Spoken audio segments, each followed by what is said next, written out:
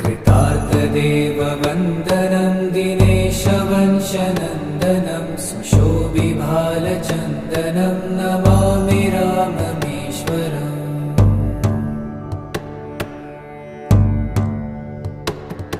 मुनीन्द्रयज्ञकारकं शिलाविपत्तिहारकं महाधनुर्विदारकं Namami राममीश्वरम्।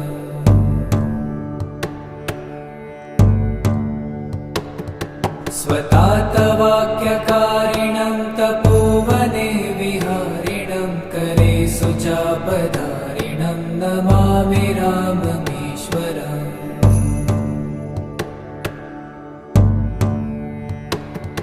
कुरङ्गमुक्तसायकं जटायुमोक्षदायकं प्रविद्धकीशनायकं